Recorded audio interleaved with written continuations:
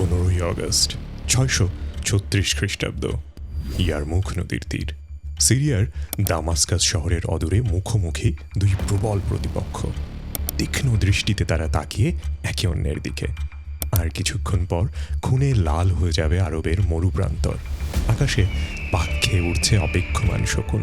দেখতে আপাতত অসম এক যুদ্ধ, কারণ একজন মুসলিম সৈন্যের বিপরীতে আছে 5 জন সুসজ্জিত রোমান বাইজেন্টাইন যোদ্ধা। জীবনের সবচেয়ে কঠিনতম পরীক্ষার দ্বার প্রান্তে দাঁড়িয়ে আছেন একজন সেনাপতি। আজ অবধি যিনি কোনো যুদ্ধে হারেননি। আজকের এই যুদ্ধ সাধারণ কোনো প্রতিপক্ষের বিরুদ্ধে নয়, 800 বছরেরও বেশি সময় ধরে পৃথিবীর শাসন করা এক সুপার পাওয়ার মাইটি রোমান সাম্রাজ্যের বিপরীতে। বলছি খালিদ ইবনে ওয়ালিদের কথা, একজন অপ্রতিরোধ্য জেনারেলের কথা। উহুদের যুদ্ধে যার একার কৃতিত্বেই মুসলমানরা পরাজিত হয়েছিল মক্কার আর্মির বিরুদ্ধে। কালের পরিক্রমায় তিনি এখন মুসলিম আর্মির অবিসংবাদিত নেতা। প্রবল আত্মবিশ্বাসী দুই প্রতিপক্ষের মাঝে প্রস্তুত ময়দান। বাতাস উত্তপ্ত হয়ে উঠেছে, বেজে উঠতে শুরু করেছে যুদ্ধের দামামা। একজন মুসলিম সৈন্য ঘোড়া ছুটিয়ে এসে বলে উঠল, রোমানদের ধ্বংস হবে আজ আমার বজ্রাঘাতে। এর মধ্য দিয়েই শুরু হয়ে গেল পৃথিবীর ইতিহাসের গতিপথ বদলে দেওয়া এক যুদ্ধ, ব্যাটেল অফ ইয়ারমুক। কালো আঁধারে নিমজ্জিত তখন জাজিরাতুল আরব। বৈশ্বিক প্রেক্ষাপটে অপ্রাসঙ্গিক এক জাতির মাঝে মানবতার আলো নিয়ে আসেন হযরত মুহাম্মদ সাল্লাল্লাহু আলাইহি ওয়াসাল্লাম, যার বার্তা কোনো একটি জাতি বা গোষ্ঠীর জন্য নয়, বরং পুরো পৃথিবীর সমস্ত মানব সম্প্রদায়ের উদ্দেশ্যে। তাঁর ইন্তেকালের পর সেই আলো ছড়িয়ে দেওয়ার গুরুদায়িত্ব অর্পিত হয় তার সাহাবীদের প্রতি। তবে এতে বাধা বিপত্তি আসতে থাকে দুই পাশে অবস্থিত দুই পরাশক্তি, রোমান ও পার্সিয়ানদের থেকে। তখনও আরব জাতিকে কেউ বিন্দুমাত্র গোনাই ধরে না। তাছাড়াও এই পরাশক্তিদের চ্যালেঞ্জ করার মতো কিছু তারা তখনও করতে পারেনি। ছোটবেলা থেকেই এই দিনটির অপেক্ষায় ছিলেন খালিদ, যিনি যুদ্ধ ছাড়া আর কিছুই ভাবতেন না। মক্কার সবচেয়ে ধনাঢ্য পরিবারের সন্তান হওয়ায় ব্যবসা নিয়ে বিন্দুমাত্র আগ্রহ তার ছিল না। পিতার সাথে বিভিন্ন শহর ঘুরে বেড়াতেন বীরদের অমর গল্পগাথা শোনার উদ্দেশ্যে। কুস্তি, তালোয়ার চালনা কিংবা ঘোড়সাওয়ারে ছোটবেলাতেই পারদর্শী হয়ে ওঠেন, এতটাই যে সকল আরব শিশু প্রশিক্ষণের জন্য চলে আসতো তার কাছে। এই যুদ্ধের মাত্র কয়দিন আগেই খবর এলো হযরত আবু বকর রাদিয়াল্লাহু তাআলা আনহু পরলোক গমন করেছেন।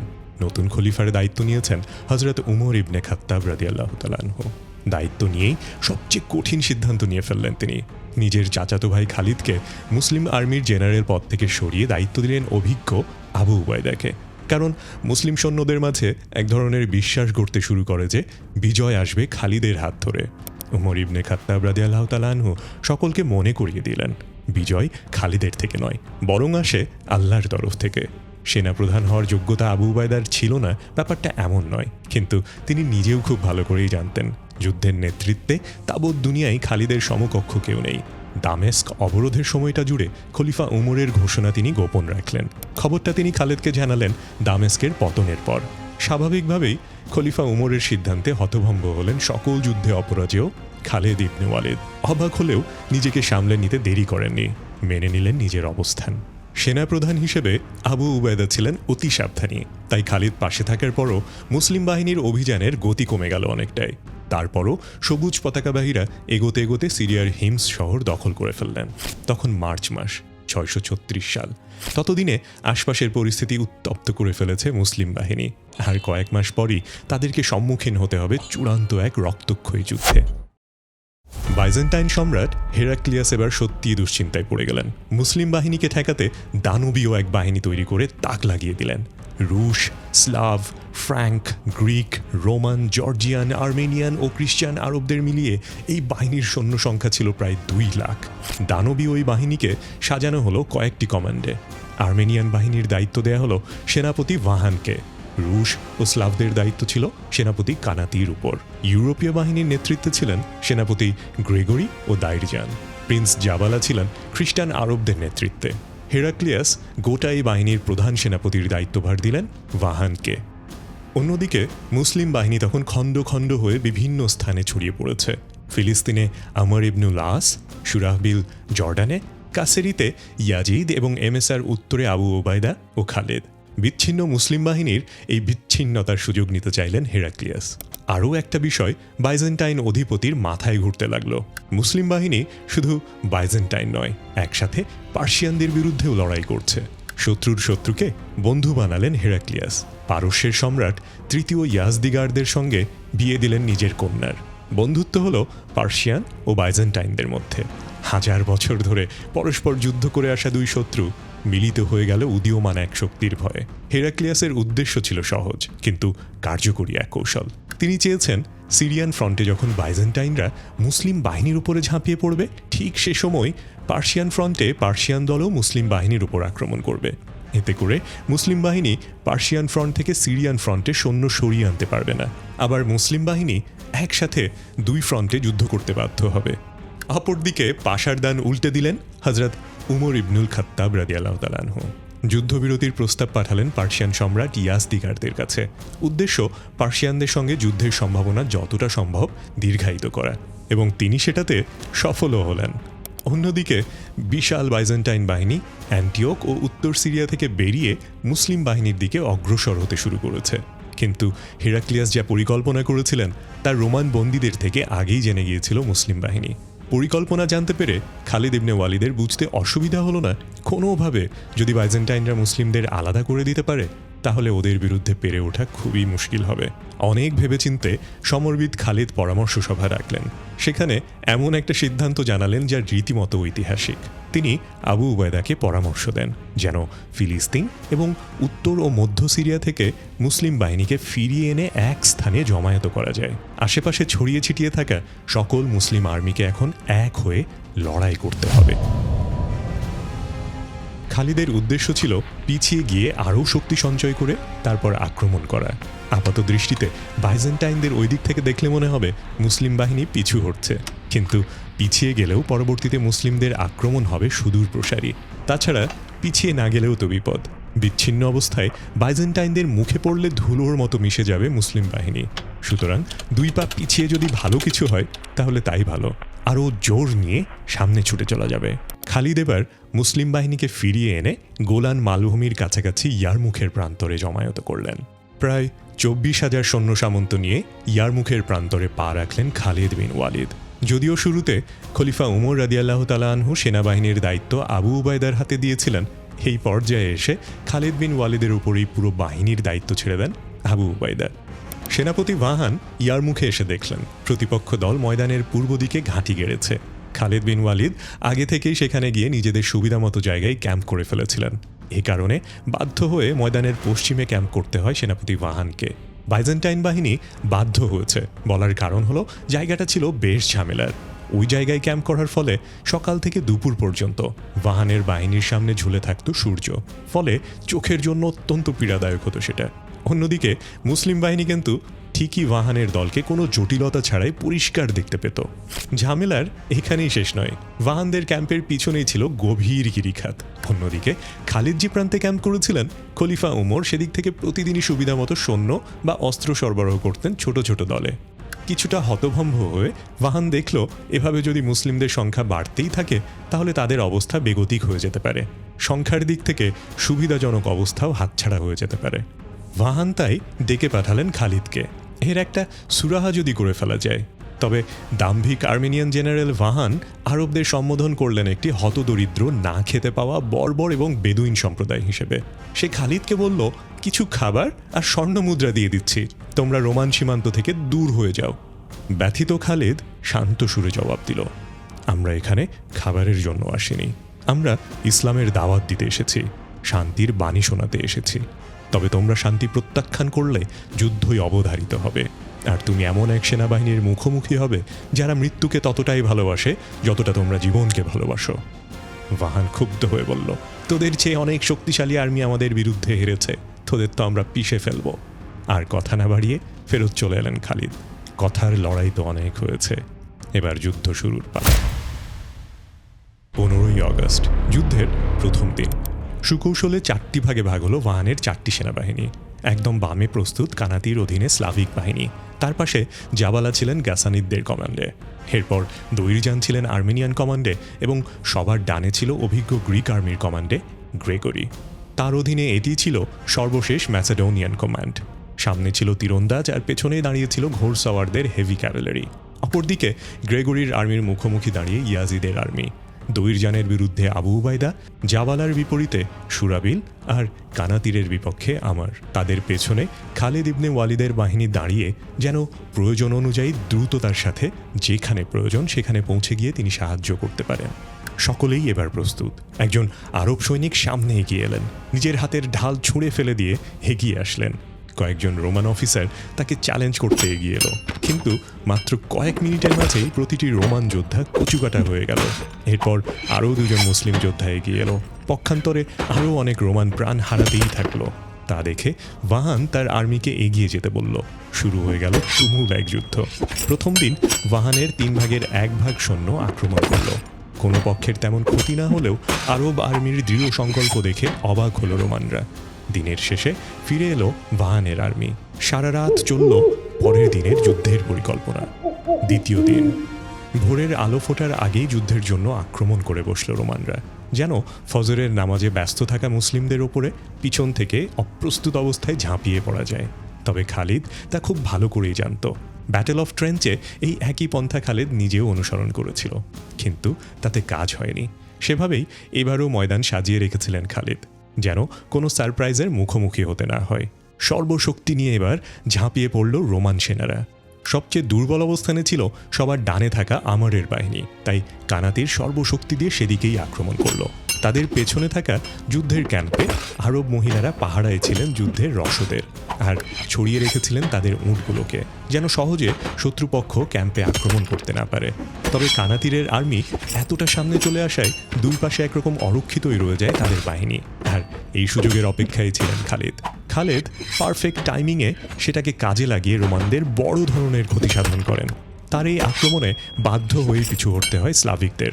তবে বাম পাশে এর চেয়েও বড় ক্রাইসিস অপেক্ষা করছিল। খালিদ যখন ডান পাশ সামলাতে ব্যস্ত, তখন বাম দিক থেকে আক্রমণ করা গ্রিকদের আটকে রাখতে ব্যর্থ হন ইয়াজিদ। এত বেশি পরিমাণ সৈন্যের বিরুদ্ধে সামান্য কিছু সৈন্য নিয়ে ইয়াজিদ পিছিয়ে পড়তে থাকে। তবে ঠিক তখনই এগিয়ে আসেন আরব মহিলারা। বৃষ্টির মতন পাথর ছুঁড়তে থাকেন গ্রেগরির আর্মিকে লক্ষ্য করে। ততক্ষণে খালিদও এসে পড়েন তার অশ্বারোহী বাহিনী নিয়ে। সাথে ধারারকে পাঠিয়ে দেন অরক্ষিত অবস্থানগুলোকে সুসংহত করতে। অপর পাশ থেকে খালিদের আক্রমণে দিশেহারা হয়ে যায় গ্রেগরির বাহিনী। তারা ভাবতে থাকে যে অনেক বড় একটা আর্মির বিরুদ্ধে লড়ছে তারা। তাদের মনোবল তলানিতে ঠেকে এবং প্রচুর পরিমাণে গ্রিক সৈন্য প্রাণ হারান। বাধ্য হয়ে পালাতে হয় গ্রেগরির আর্মিকে। অন্যদিকে ধারারের আক্রমণে প্রাণ হারান আর্মেনিয়ান সেনাপতি দৈরজান। সেদিনের মতো তাই যুদ্ধ এখানেই শেষ হলো। তবে রোমান সেনাপতি ভাহানের জন্য এই দিনটি ছিল অনেক বড় এক ক্ষতির। আর যেভাবে প্রচণ্ড ক্ষিপ্রতায় খালিদের বাহিনী এক প্রান্ত থেকে অন্য প্রান্তে যেতে সক্ষম, তা ভাহানকে নতুন করে যুদ্ধের পরিকল্পনা সাজাতে বাধ্য করল। তৃতীয় দিন ভোরের আলো ফুটতেই এদিন সদল বলে আক্রমণ করল ভাহানের আর্মি। তবে আজ তাদের প্রধান টার্গেট ছিল মুসলিম বাহিনীর ডান দিকের দুর্বলতাকে কাজে লাগানো, যা আমরের নেতৃত্বে পাহাড় ঘেঁষে দাঁড়িয়ে আছে, এবং তার পাশেই থাকা সুরাবিলের আর্মিকে পেছনে যেতে একরকম বাধ্য করা। তবে জাবালার আর্মি আবারও নিজেদের অরক্ষিত করে ফেলায় দ্রুত খালিদ ইবনে ওয়ালিদ নিজস্ব বাহিনী নিয়ে তাদেরকে ঘিরে ধরে মারতে থাকে। অনেকেই তখন প্রাণের ভয়ে পালাতে লাগলো। তবে আবারও খালিদের চমৎকার টাইমিং আর ট্যাকটিকে দাঁড়াতে না পেরে জাবাল আর কানাতির উভয়ের আর্মিকেই পিছু হটা ছাড়া আর কোনো উপায় রইল না। তৃতীয় দিনের যুদ্ধ তাই মুসলিমদের পক্ষেই গেল। চতুর্থ দিন এই দিনেও একই ট্যাকটিক ফলো করে নতুন করে ডান দিকেই চার্জ করা শুরু করলো ভাহানের আর্মি। অপর দুই পক্ষ খুব আস্তে আস্তে অগ্রসর হওয়া শুরু করলো। পরিমাণে অনেক বেশি হওয়ার কারণে ডান দিকের দুই আর্মিকে ঠেকিয়ে রাখা বেশ কষ্টসাধ্য হলো আরব আর্মির জন্য। তবে খালিদ বাম পাশে থাকা দুই বাহিনীকে এগিয়ে যেতে বললেন, যা একটি গ্যাপ তৈরি করলো। আর এই সুযোগ বুঝে খালিদের আর্মি ঝাঁপিয়ে পড়ল জাবালার আর্মির বিপক্ষে। তবে ভাহান তার আর্চারদের পয়েন্ট ব্ল্যাঙ্ক থেকে তীর ছুটতে থাকার নির্দেশ দিলেন আবু উবাইদার বাহিনীকে লক্ষ্য করে। তীরের আঘাতে বহু মুসলিম এইদিন আহত হন, যাদের মধ্যে একজন ছিলেন আবু সুফিয়ান, যেখানে তার একটি চোখ অন্ধ হয়ে গিয়েছিল। অসংখ্য মুসলিমের চোখ হারানোর এই দিনটিকে ঐতিহাসিকভাবেই তাই বলা হয় the day of the lost eyes, বা হারানো চোখের দিন। অবস্থা বেগতিক দেখে আরব সৈন্যরা কিছুটা পিছিয়ে গেলেন তীরন্দাজদের রেঞ্জ থেকে বের হয়ে আসতে। এদিকে খালিদের হাতে জাবালার আর্মি হতাহত হতে থাকলেও যে ভয় তিনি করেছিলেন সেটাই সত্যি হলো। ওয়াহানের আর্চারদের ভয়ে আবু উবায়দার আর্মি যখন পিছিয়ে গেছে, তখনই ওয়াহান এগিয়ে গেল বাম পাশের 2 আর্মিকে নিয়ে। রাশিদুন আর্মির অবস্থা অত্যন্ত নাজুক দেখে সেদিন অস্ত্র হাতে তুলে নিলেন আরব মেয়েরা। দৌড়ে তারা এই যুদ্ধে অংশ নিলেন। তাদের এই বীরত্বে অনুপ্রাণিত হয়ে পুরুষরা আবারও নতুন উদ্যমে লড়তে শুরু করলেন। মুসলিম আর্মিতে নেমে এলো নতুন প্রাণের সঞ্জীবনী। তবে সব মিলিয়ে এই দিনটি আরবদের জন্য ছিল অত্যন্ত কঠিন। বাঁদিকের 2 মুসলিম আর্মি এদিন বিধ্বস্ত হয়ে যায়। তবে গ্রিকদের বিরুদ্ধে আরব মেয়েদের এই অসামান্য কীর্তি অমর হয়ে যায় চিরকালের জন্য, যাদের কারণেই অবিশ্বাস্যভাবে বাইজেন্টাইনদের ঠেকিয়ে রাখা সম্ভব হয়। পঞ্চম দিন। এদিন সকালে ওয়াহান সবাইকে অবাক করে দিয়ে যুদ্ধবিরতির প্রস্তাব পাঠায় খালিদের কাছে। আরব নেতারা সকলে মিলিত হয় জরুরি বৈঠকে। তারা খালিদকে বলতে থাকে যে যুদ্ধবিরতির প্রস্তাব গ্রহণ করতে, কারণ 5 গুণ বড় একটি সেনাবাহিনীর সাথে তাদেরই ময়দানে এসে লড়াই করে এভাবে নাস্তানাবুদ করতে পারাটাই তো এক ধরনের বিজয়। অন্যরা বলতে থাকেন, আমরা ওদের চেয়ে সংখ্যায় এত কম, আমরা আহত, আমরা ক্লান্ত, আমরা আজ ফিরে গিয়ে আবারও নতুন উদ্যমে লড়তে আসব। সকলের কথা মন দিয়ে শোনার পরে খালিদ বললেন, গত 4টা দিন ছিল আমাদের সংকল্পের চরম পরীক্ষা। এই পর্যায়ে এসে আজ আমাদের পিছু হটার সময় নয়। এখন আমাদের চূড়ান্ত আক্রমণের মাধ্যমে এই বিজয় নিশ্চিত করার সময়। তিনি বললেন যে আমাদের রণকৌশল ছিল রক্ষণাত্মক। আমাদের পরিকল্পনা ছিল প্রথমত শত্রুদের ক্লান্ত করা, এরপরে সময় বুঝে পাল্টা আক্রমণে যাওয়া। আর এখন বাইজেন্টাইনরা মানসিকভাবে হেরে যাওয়ায় ওয়াহান কালক্ষেপণের চেষ্টা করছে। অ্যাটাকে যাওয়ার জন্য এর থেকে ভালো সময় আর হতে পারে না, তাই যুদ্ধবিরতির কোনো প্রশ্নই আসে না। পঞ্চম দিন আর কোনো যুদ্ধ হলো না। তবে সেদিন রাতে খালিদ সকল যোদ্ধাদের সাথে দেখা করলেন। প্রচুর আহত সৈন্যরা একে অন্যের কাঁধে ভর দিয়ে দাঁড়ানো। তবে এত কষ্টের মাঝেও তাদের দৃঢ় প্রতিজ্ঞা আর সংকল্পে যেন বিন্দুমাত্র ভাটা পড়েনি। আক্রমণের অপেক্ষায় থাকা আরব আর্মিদের মাঝ থেকে এবার ধারারের নেতৃত্বে 500 জন রাইডারকে খালিদ পাঠালেন একটি সেতুর কাছে, যার মাধ্যমেই মূলত বাইজেন্টাইন ক্যাম্প থেকে সমস্ত যোগাযোগ আর সাহায্য আসত রোমানদের যুদ্ধ শিবিরে। তবে এবার রোমানরা কিছুই টের পেল না। ষষ্ঠ দিন, 20শে আগস্ট, ইয়ারমুক যুদ্ধের চূড়ান্ত দিন। সকাল হতেই গ্রেগরি এগিয়ে এলো। একজন সম্মুখ যোদ্ধা হিসেবে তার খ্যাতি ছিল বিশ্বজোড়া। তার এই ডুয়েল চ্যালেঞ্জের উত্তর দিলেন আবু উবায়দা। তবে যাওয়ার আগে তিনি খালিদকে সকল দায়িত্ব অর্পণ করে গেলেন যদি তিনি আর ফিরে না আসেন। 50 আবু উবায়দা চিকন লম্বা শরীরের অধিকারী। এগিয়ে গেলেন গ্রেগরির সাথে ডুয়েল লড়তে। 2 আর্মি পিন পতন মনোযোগ দিয়ে তাদের লড়াই দেখতে লাগলেন। শুরুতে 2 জনই আঘাত নিতে থাকলেন, তবে হঠাৎ করেই গ্রেগরি পিছু হতে থাকলেন রোমান লাইনের দিকে। পলায়নরত গ্রেগরির পিছনে যেতে থাকলেন আবু উবায়দা। গ্রেগরির কৌশল ছিল আবু উবায়দাকে ফাঁদে ফেলে তার মনোযোগ নষ্ট করা, আর এই সুযোগেই গ্রেগরি পিছন ফিরে তার দিকে অস্ত্র ছুঁড়ে মারলেন।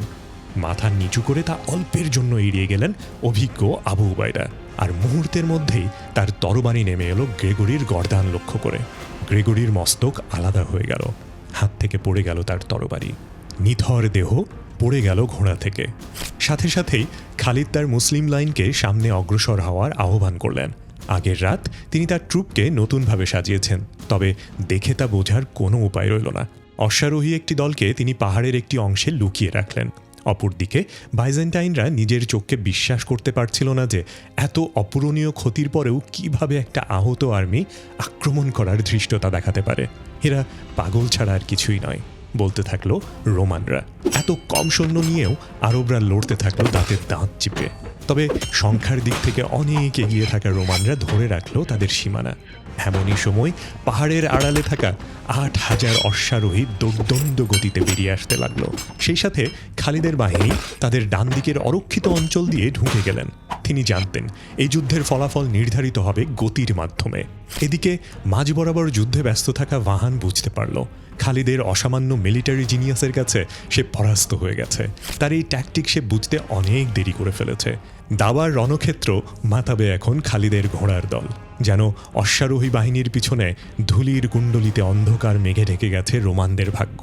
কানাতির আর জাবালাকে নিমিষেই গুঁড়িয়ে দিয়ে খালিদ ছুটতে থাকলেন মাঝে থাকা ওয়াহানের দিকে। খালিদের তরবারির সামনে আজ দাঁড়াতেই পারল না লাল পোশাকধারীরা।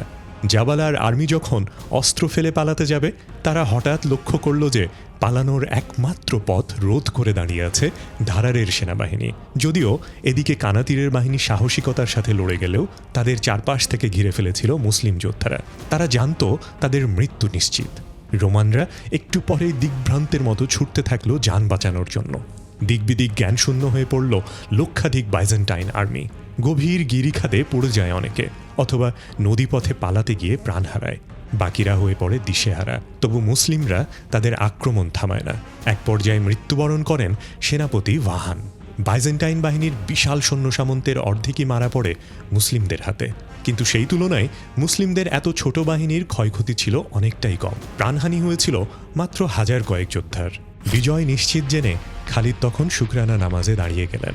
আজ পৃথিবীর ইতিহাসে শ্রেষ্ঠ যুদ্ধের একটিতে বিজয় অর্জন করল মুসলমানরা। আর এই যুদ্ধ খালিদকে করে তুলল চির অমর।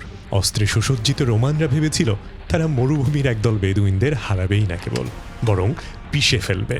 কিন্তু তারা জানত না যে পৃথিবীর ইতিহাসের শ্রেষ্ঠ মিলিটারি মস্তিষ্কের বিরুদ্ধে তারা লড়ছিল, যার যুদ্ধের ট্যাকটিক্স নিয়ে আজও রিসার্চ হয় পৃথিবীর বিখ্যাত সব মিলিটারি একাডেমিগুলোতেও। খালিদ ইবনে ওয়ালিদ যেমন প্রতিটি যুদ্ধের মোড় ঘুরিয়ে দিয়েছেন, তেমনি ইয়ারমুকের যুদ্ধ ছিল পৃথিবীর ইতিহাসে চমক সৃষ্টি করার মতন একটি যুদ্ধ। মাত্র 6 দিনের ইয়ারমুক যুদ্ধের মাধ্যমে সিরিয়া কিংবা লেভান্তে বাইজেন্টাইনদের পতন ঘটে। তবে এটাই শেষ নয়, বরং এই পতন ছিল বাইজেন্টাইনদের সামগ্রিক পতনের কেবল শুরু। মুসলিমদের সঙ্গে পরাশক্তি শব্দটা যোগ হয় এই যুদ্ধ জয়ের মাধ্যমেই। খালিদ বিন ওয়ালিদকে গণ্য করা হয় ইতিহাসের অন্যতম শ্রেষ্ঠ সেনাপতি হিসেবে। ছোট এক উদীয়মান বাহিনীর হাতে পরাক্রমশালী বাইজেন্টাইনদের শোচনীয় হার এটাই প্রমাণ করে যে প্রতিপক্ষের চেয়ে সংখ্যায় কম হয়েও জয়লাভ করা যায়, যদি থাকে সঠিক নেতৃত্ব আর দৃঢ়তা। আর এ কারণেই সামরিক ইতিহাসে ইয়ারমুকের যুদ্ধ হয়ে উঠেছে এক জ্বলন্ত উদাহরণ। আর এই যুদ্ধের মাধ্যমে ইসলামের আগমনী বার্তা ছড়িয়ে পড়ল পুরো পৃথিবীতে। এর ঠিক 6 বছর পরে অপরাজেয় খালেদ যখন নিজের মৃত্যুশয্যাতে শুয়ে আফসোস করছিলেন, তার মতন একজন যোদ্ধার কি এমন মৃত্যু মানায়? একজন সাহাবী এগিয়ে এসে বললেন, ইয়া সাইফুল্লাহ, তুমি তো আল্লাহর তরবারি। এই জগতে কার সাধ্য ছিল যে আল্লাহর তরবারিকে পরাস্ত করে?